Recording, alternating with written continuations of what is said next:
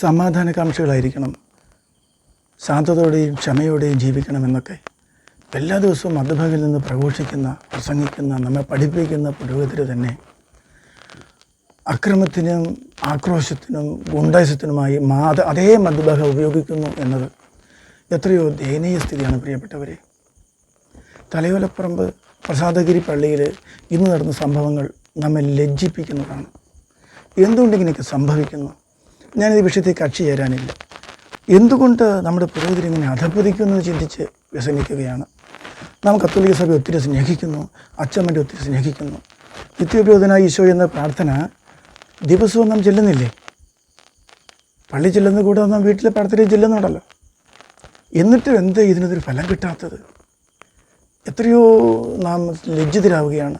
സഭയും പുരോഹിതരും പരിഹസിക്കപ്പെടുകയല്ലേ ചെയ്യുക. ആരും ബോധപൂർവം അങ്ങനെ ചെയ്തു എന്നൊക്കെ പറഞ്ഞുകൂടാ. ഇതൊക്കെ ഓരോരുത്തരും ഓരോ ഉപകരണമാവുകയാണ്. അല്ലാതെ ബോധപൂർവം നല്ല കത്തോലിക്ക പുരോഹിതർ ആരെങ്കിലും ഇങ്ങനെയുള്ള പണിക്ക് ഇറങ്ങുമോ? ഇങ്ങനെയുള്ള കാര്യങ്ങൾ ചെയ്യുമോ? അവരും പെട്ടുപോയതാണ് ഫലത്തിൽ. ഏതോ ദുഷ്ടശക്തികൾക്കിരയായിട്ടെന്ന പോലെ അവിടെ നടന്ന ആ സംഭവങ്ങൾ, ഇന്ന് നടന്ന സംഭവങ്ങൾ എത്രയോ ദയനീയമാണെന്നൊന്ന് കണ്ടു നോക്കണം. ബലിയർപ്പിച്ചുകൊണ്ടിരുന്ന പുരോഹിതൻ കാഴ്ചവെപ്പ് സമയമായപ്പോൾ അപ്രതീക്ഷിതമായി ആക്രമണത്തിനിരയാവുക. അവിടെ അച്ഛനെ തള്ളിക്കൊണ്ടുപോയിട്ട്, ബലം പിടിച്ച് തള്ളിക്കൊണ്ടുപോയിട്ട് ആ മധ്യഭാഗിയിൽ നിന്ന് 2 അടി താഴ്ചയുടെ സങ്കീർത്ത മുറിയിലേക്ക് തള്ളിയിടുക. അവിടെ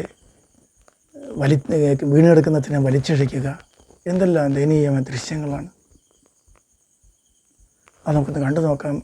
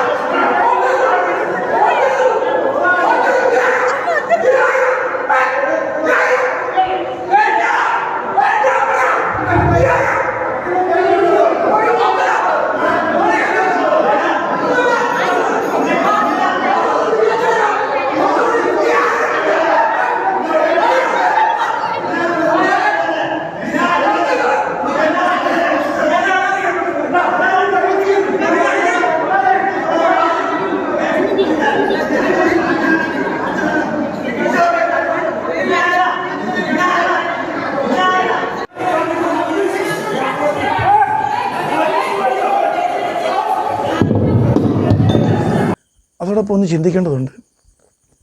നമുക്ക് ഈ വഞ്ചി സമരം നടന്ന കാലത്ത് കത്തോലിക്ക സഭയ്ക്കെതിരെയുള്ള ഒത്തിരിയേറെ ശക്തികൾ ഒന്നിച്ചു ചേർന്ന് സഭയെ പരിഹസിക്കാനും എല്ലാ തരത്തിലും സഭയെ തകർക്കാനും അതിൻ്റെ പിന്നിൽ അണിനിരുന്നു നമുക്കറിയാം. അതേ ശക്തികൾ ഈ സമരങ്ങൾക്ക് പിന്നിലൊക്കെ ഉണ്ടെന്നുള്ളത് നമുക്ക് പകൽ പോലെ വ്യക്തമാണ്. അന്ന് സമരത്തിന് സാമ്പത്തിക സഹായം ചെയ്തവർ ഈ സമരത്തിന് സാമ്പത്തിക സഹായം ചെയ്യുന്നുണ്ടെന്നുള്ളതും പരക്കെ ആക്ഷേപിക്കപ്പെടുന്നതും അത് മെത്രാൻ തന്നെ മാർപ്പാപ്പയുടെ പരാതിയിൽ അന്വേഷിക്കാൻ ആവശ്യപ്പെട്ടതുമാണ്. എന്തായാലും ആർക്കും പരിഹരിക്കാനാവാതെ ഇത് നീളുകയാണ്. കത്തോലിക്ക സഭയിലെ സകല ആത്മീയ ശക്തികളും ആത്മീയ സമ്പത്തും ലിറ്റർജിയുടെ എല്ലാ പ്രാർത്ഥനകളും എല്ലാം ഉപയോഗിച്ചിട്ടും കത്തോലിക്ക സഭയിലെ അധികാരങ്ങൾ, മെത്രാൻ്റെ അധികാരങ്ങൾ, പൗരോഹിത്യ അധികാരങ്ങൾ എല്ലാം ഉപയോഗിച്ച് ദുഷ്ടശക്തികളെ ബന്ധിച്ച് ബഹിഷ്കരിച്ചിട്ടും ഇതൊന്നും എന്തേ മാറാത്തത്?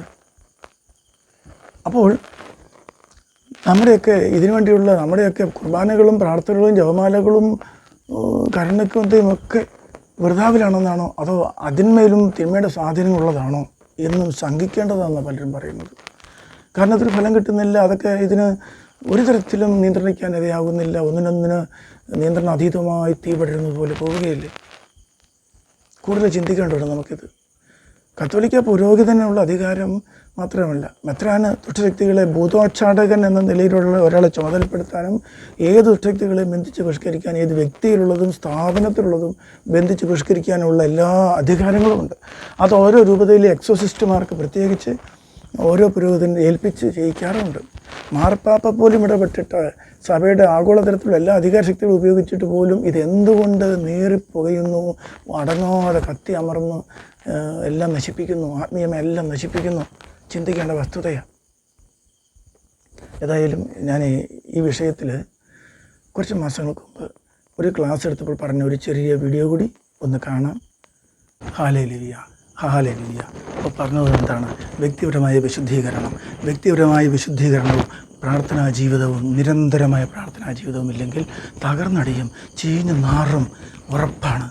എന്തുകൊണ്ടാണ് നമ്മുടെ പ്രിയപ്പെട്ട പുരോഹിതർക്ക് പറ്റിപ്പോകുന്നത്? എത്രയോ നല്ലവരായി ജീവിക്കാൻ അവർ ശ്രമിക്കുന്നുണ്ടാകും. ഞാൻ ചിത്രകല അധ്യാപകനാണ്, ഒരു വിദ്യാഭ്യാസ സ്ഥാപനം നടത്തുന്നവനാണ്.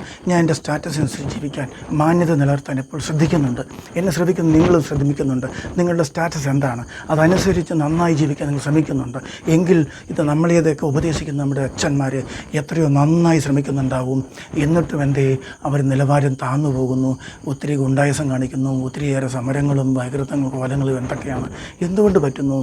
കാലങ്ങളായി വ്യക്തിപരമായ ആത്മീയ ജീവിതം, പ്രാർത്ഥനാ ജീവിതം നഷ്ടപ്പെട്ടതുകൊണ്ട്, പല തിന്മകളിലും പെട്ടുപോയതുകൊണ്ട്, പല തിന്മകളും ചെയ്യുന്നവർ ആ സംഘത്തിൽ പെരുകിയപ്പോൾ, നന്മ ജീവിക്കുന്നവർക്ക് പലർക്കും നന്മയെ നിലനിൽക്കാൻ കഴിയാതെ വന്നപ്പോൾ അവരും തിന്മയോട് ചേർന്ന് പോകുന്നു. ഇങ്ങനെ നിരവധി പേര് തിന്മ ചെയ്യുന്ന വലിയൊരു തിന്മയുടെ സംഘമായി അധപ്പതിച്ച് പോയില്ലേ എന്ന് ശങ്കിക്കേണ്ടതുണ്ട്. ഒന്നോർക്കണം, പൂഞ്ഞാർ MLA ആ വഞ്ചി സമരത്തിൻ്റെ കാലത്ത് പറഞ്ഞിരുന്നു, എറണാകുളം മംഗലം അതിരൂപതയിലെ 2/3 അച്ഛന്മാരും ബ്ലാക്ക് മാസകരാണെന്ന്. എനിക്കത് പറയാൻ തോന്നുന്നില്ല, പക്ഷേ അത് ശരിയാണോ എന്ന് ശങ്കിക്കേണ്ട സാഹചര്യമാണുള്ളത്, അങ്ങനെ സ്ഥിതിവിശേഷമുള്ളത്. ഒന്നോർക്കണം പ്രിയപ്പെട്ടവരെ, ഇവിടെ കാലങ്ങളായി നമ്മുടെ ഈ പുരോഹിതരെ, ഈ രൂപതയിലെ പുരോഹിതരെ നന്നായി നിയന്ത്രിക്കാനോ ശാസിക്കാനോ തിരുത്താനോ മെത്രാന്മാരില്ലായിരുന്നു, ഇടയന്മാരില്ലായിരുന്നു. ഇടയനില്ലാത്ത ആടുകളെ പോലെ അലഞ്ഞു നടന്ന ഒരവസ്ഥ അന്നുമുണ്ടായിരുന്നു, വർഷങ്ങളേറെ മുമ്പും ഉണ്ടായിരുന്നു, ഇന്നും അങ്ങനെയുണ്ട്. ഒന്നോർക്കൊന്ന്, ഞാൻ 1999 എറണാകുളം ടൗണിലൂടെ മുദ്രാവാക്യം വിളിച്ച് സഭയ്ക്കെതിരെ, മെത്രാന്മാർക്കെതിരെ മുദ്രാവാക്യം വിളിച്ച് മുന്നേറിയ പുരോഹിതരെ ഞാൻ കണ്ടതാണ്. വിഷയം അന്നും ഇന്നുമൊക്കെ പലതുമാണ്. വിഷയമൊന്നുമല്ല ഇവിടെ വിഷയം. ഇവിടുത്തെ ഭൂമി വിഷയമോ ലിറ്റററി കുർബാന എങ്ങോട്ട് തിരിയണമെന്നുള്ളതൊന്നുമല്ല വിഷയം. ഇവിടെ അടിസ്ഥാനപരമായ മറ്റ് ചില വിഷയങ്ങളാണ്. അതിൻ്റെ ആത്മീയ കാര്യങ്ങളും രഹസ്യങ്ങളും ഒന്നും അങ്ങനെ തുറന്ന് പറയാൻ പറ്റുന്ന സ്ഥിതിയല്ല. അത് ചില എന്തുകൊണ്ട് ചില ശക്തികൾ ഇങ്ങനെ കൈയടക്കി വെക്കുന്നു, ആധിപത്യം ഏത് ശക്തികൾക്ക്, ഏത് അശുദ്ധാത്മാക്കൾക്ക് എന്നൊക്കെ നമുക്ക് ചില രഹസ്യങ്ങൾ ബോധ്യമുണ്ടെങ്കിലും അത് പരസ്യമായിട്ട് പറയാൻ പറ്റുന്നില്ല. എങ്കിലും പ്രിയപ്പെട്ടവരെ ഒന്ന് ചിന്തിക്കണം, നിയന്ത്രണം വിട്ടുപോകുന്ന സ്ഥിതി എന്തുകൊണ്ട് വന്നു? ക്രമമായ പ്രാർത്ഥനാ ജീവിതം ഇല്ലാതെ പോയാൽ അങ്ങനെ പറ്റും. അതിൻ്റെ പരിണത ഫലമായി ഇങ്ങനെയൊക്കെ എത്തും. അതൊക്കെ കരുതിക്കൊണ്ട് തന്നെ മക്കളെ നന്നായി വളർത്തണം. ഏത് സെമിനാരി വിട്ടാലും, ഏത് കോൺഗ്രിഗേഷനെ വിട്ടാലും, ഏത് രൂപതയെ വിട്ടാലും ശ്രദ്ധിച്ചു കൊള്ളണമേ. അവരുടെ മേൽ എപ്പോഴും നിങ്ങളൊരു കണ്ണുണ്ടാവണം. കാരണം അവിടെ സാഹചര്യങ്ങൾ നല്ലതൊന്നുമല്ല. നിങ്ങളത് ഓർക്കുന്നുണ്ടാവും, ഈ അച്ഛന്മാരുടെ മേൽ ഒത്തിരിയേറെ ദൈവകാരുണ്യമുണ്ടല്ലോ, ദൈവത്തിന് പ്രിയപ്പെട്ടവരല്ലേ എന്നൊക്കെ. അങ്ങനെയൊന്നും അല്ല പ്രിയപ്പെട്ടവരെ.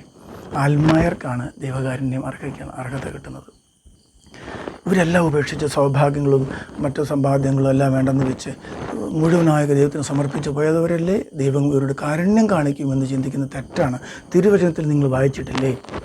നിങ്ങളിൽ അധികം പേർ പ്രബോധകരാകാൻ ശ്രമിക്കേണ്ടതില്ല, എന്തെന്നാൽ പ്രബോധകരുടെ മേൽ കർശന വിധിയുണ്ടാകും.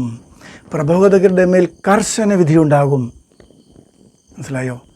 അനുദിനം അല്ലെങ്കിൽ ഞായറാഴ്ചകളെങ്കിലും സുവിശേഷം വായിച്ച് പ്രസംഗിച്ച് നമ്മളെ പ്രബോധിപ്പിക്കുന്ന അച്ഛന്മാരുടെ മേൽ കർശന വിധി ഉണ്ടാകുമെന്ന്. നല്ല രീതിയിൽ ജീവിക്കുന്ന അച്ഛന്മാർക്ക് പോലും വ്യക്തിപരമായ വീഴ്ചകൾ കൊണ്ട് കർശന വിധി നേരിടേണ്ടി വരുമെങ്കിൽ ഈ എറണാകുളം അങ്കമാലി രൂപതയിലുള്ള പുരോഹിതരുടെ അന്ത്യവിധി എത്ര ഭീകരമായിരിക്കുമെന്ന്, എത്രയോ ഭയാനകമായിരിക്കുമെന്ന് ചിന്തിച്ച് നോക്കുക. അച്ഛന്മാർക്ക് വേണ്ടി പ്രാർത്ഥിക്കാൻ പറയുക, സങ്കടപ്പെട്ടുകൊണ്ട് പറയുക. നമ്മുടെ രക്തത്തിൻ്റെ രക്തവും മാംസത്തിൻ്റെ മാംസം എന്ന് പറയാവുന്ന പോലെ സ്നേഹിക്കുന്ന അച്ഛന്മാർക്ക് വേണ്ടിയിട്ട് അവരുടെ ദുരവസ്ഥ അറിഞ്ഞ് നമ്മൾ പ്രാർത്ഥിക്കണം. ഒന്ന് നിങ്ങൾ ഓർക്കണം, ഒരു സങ്കടമായ ഒരു കാര്യം, നിയന്ത്രണമില്ല എന്ന് ഞാൻ പറഞ്ഞല്ലോ. എൻ്റെ അനുഭവത്തിൽ എവിടെയെങ്കിലും യാത്രയൊക്കെ പോയി എവിടെയെങ്കിലും ക്ലാസ് എടുക്കാനൊക്കെ പോയിട്ട് രാത്രിയിൽ അങ്കമാലി റെയിൽവേ സ്റ്റേഷൻ ട്രെയിൻ ഇറങ്ങി വീട്ടിലേക്ക് വരാൻ ഏതെങ്കിലുമൊക്കെ വണ്ടിയൊക്കെ ലഭിക്കുമെന്ന് പ്രതീക്ഷ നോക്കി നിൽക്കുമ്പോഴാണ് തട്ടുകടയിൽ നിന്നൊക്കെ ചായയെ കുടിച്ച് ഓംലേറ്റൊക്കെ അടിച്ച് 11 മണി സമയത്ത് ഒരു നിക്കറും ബനിയനും ഒക്കെ ആയിട്ട് സ്കൂട്ടറിലോ ബൈക്കിലോ ഒക്കെ കാണപ്പെടുന്ന ചില ചെറുപ്പക്കാർ എനിക്ക് ലിഫ്റ്റ് തന്നിട്ടുണ്ട്. പരിചയപ്പെടുമ്പോൾ അറിയുന്നത് അങ്ങ് മൂവാറ്റുപുഴ ഭാഗത്തുനിന്ന് പോലും ഇവിടെ പെരുമ്പാവൂർ വഴി അത്താണിയിൽ വന്ന് പന്ത് കളിക്കാനായിട്ട് സ്വന്തം ബാച്ചിലുള്ള അച്ഛന്മാരൊന്നിച്ചോ ഒക്കെ കൊച്ചന്മാരൊക്കെ പന്ത് കളിക്കാൻ ആഴ്ചയിലൊന്നോ ആഴ്ച പല ദിവസമോ വരുമായിരിക്കാം. ഈ 11:30 ഇവിടെ ഞാൻ കണ്ടെങ്കിൽ അവർ 12:30 ചേക്കറിയാൻ പറ്റിയ എത്ര കിലോമീറ്ററാണെന്ന് അറിയാമോ നിങ്ങൾക്ക്? ദൂരം എത്ര മണിക്കൂർ യാത്രയാണ്? പ്രിയപ്പെട്ടവർ, യഥാസമയം ചേക്കേറണം. പക്ഷികൾ പോലും ചേക്കേറുന്ന സമയമുണ്ട്. എല്ലാ ജീവികൾക്കും ചേക്കേറുന്ന സമയമുണ്ട്. യഥാസമയം ചേക്കേറണമെന്ന് പറഞ്ഞു കൊടുത്ത് അനുസരിപ്പിക്കാൻ കഴിയുന്നില്ല. പ്രിയപ്പെട്ടവരെ, ഇങ്ങനെ എല്ലാ തരത്തിലും നിയന്ത്രണമില്ലാത്ത ഒത്തിരിയേറെ അച്ഛന്മാർ നിയന്ത്രണ വിധേയമല്ലാത്ത രീതിയിൽ ഇങ്ങനെ പ്രവർത്തിക്കുമ്പോൾ ഇവരെങ്ങനെയാണ് ശുദ്ധീകരിക്കപ്പെടേണ്ടത്? ഞാൻ നേരത്തെ പറഞ്ഞില്ലേ, ശുദ്ധീകരണം എന്നത് വ്യക്തിപരമായി ചെയ്യേണ്ടത് വേറെ, സംഘടനാപരമായി വേറെ. എന്താ പറഞ്ഞത് ഓർക്കുന്നുണ്ടോ? അവനവൻ ധ്യാനം കൂടിയോ ധ്യാനിച്ചോ ബൈബിൾ വായിച്ചോ പ്രാർത്ഥിച്ചോ ഒക്കെ തെറ്റ് തിരുത്തി വിശുദ്ധീകരിക്കപ്പെട്ട് നന്മ ചെയ്യാൻ തീരുമാനിച്ച് മനസ്സാന്തരപ്പെട്ട് അനീതി ചെയ്തതൊക്കെ തിരുത്തി അതിന് പരിഹാരം ചെയ്യേണ്ടതൊക്കെ ചെയ്ത് അവനവൻ ജീവിക്കുമ്പോൾ അവനവൻ നല്ലവനാകാൻ വിശുദ്ധീകരിക്കപ്പെടാൻ കഴിയുമെങ്കിൽ ഒരു സംഘടന അങ്ങനെയല്ല. ഒരു സംഘടന വിശദീകരിക്കപ്പെടുന്നത് എങ്ങനെയാണ്? ഒരു സംഘടന വിശദീകരിക്കപ്പെടുന്നത് ആ സംഘടനയിലെ കൊള്ളരുതാത്തവരെ, ആ സംഘടനയെ തത്വത്തിനും ജീവിതത്തിനും നിരക്കാത്തവരെ നീക്കം ചെയ്യുന്നത് വഴിയാണ് സംഘടന വിശദീകരിക്കപ്പെടുന്നത്. ഒരു പ്രശ്നമുണ്ടാകുന്നിടത്ത് സമാധാനപരമായി പരിഹരിക്കാൻ പോകുന്നൊരു സംഘത്തിൽ ഗുണ്ടായിസം കാണിക്കുന്നവൻ കത്തിയും വെച്ച് നടപ്പുണ്ടെങ്കിൽ ഈ സമാധാന സംഘത്തിൽ പോയി എല്ലാവരും ആപ്പിലാകും. അവിടെ അടിപിടി ആക്രമം കത്തിക്കുത്തും ഉണ്ടാവില്ലേ? അപ്പോൾ എന്ത് ചെയ്യണം?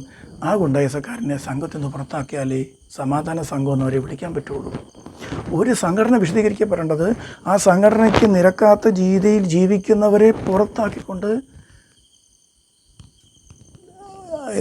എപ്പോഴെങ്കിലുമൊക്കെ തെറ്റ് കാണുമ്പോൾ ശാസിച്ചും ഒക്കെ നിൽക്കിട്ട് നടക്കുന്നതിൽ അവരെ പുറത്താക്കിക്കൊണ്ട് സംഘടന വിശദീകരിക്കണം. അപ്പോൾ വ്യക്തിപരമായി വിശദീകരിക്കപ്പെടുന്നത് വരെ, സംഘടന വിശദീകരിക്കപ്പെടുന്നത് വരെ. സംഘടനയുള്ള എല്ലാവർക്കും വേണ്ടി ഒരു ധ്യാനം കൊടുത്തോ, സംഘടനയുള്ള എല്ലാവരും ധ്യാനം കൂടി വ്യക്തിപരമായി നന്നാകുകയോ ചെയ്തുകൊണ്ട് കാര്യമില്ല. സംഘടന വിശദീകരണം എന്നാൽ അങ്ങനെയല്ല. സംഘടനയ്ക്ക് ചേരാത്തവരെ പുറത്താക്കാനാണ്. അങ്ങനെ കാലങ്ങളായി പുറത്താക്കാൻ ആരും ഉണ്ടായിരുന്നില്ല. പുറത്താക്കാൻ ശ്രമിച്ചാൽ പുറത്താക്കുന്ന അധികാരികളുടെ തെറ്റുകൾ, ഒളിച്ച് വെച്ചിക്കപ്പെട്ട മറച്ചു വെക്കപ്പെട്ട തെറ്റുകൾ ഇവർ പുറത്താക്കുമെന്ന ഭീഷണിയുമുണ്ട്. അധികാരികൾ പുറത്താക്കാൻ ധൈര്യവുമില്ല. ഇങ്ങനെ കൂടിക്കഴിഞ്ഞ് കിടക്കുന്ന പ്രശ്നങ്ങൾ നിരവധി ഉള്ളതുകൊണ്ട് ഒരു വിധത്തിലും പരിഹരിക്കപ്പെടാതെ പോയിട്ട് ഒടുവിൽ ഈ സ്ഥിതിയിലെത്തി. നമ്മുടെ മറ്റ് കോൺഗ്രിഗേഷനുകൾ, നമ്മുടെ മറ്റ് രൂപതകളെല്ലാം ശ്രദ്ധിക്കണം. നിയന്ത്രണ വിധേയമായി തന്നെ എല്ലാവരും കൊണ്ടുപോയില്ലെങ്കിൽ, മുളയിലെ നുള്ളിയില്ലെങ്കിൽ എത്തിപ്പെടുന്ന ദുരവസ്ഥ മനസ്സിലായി.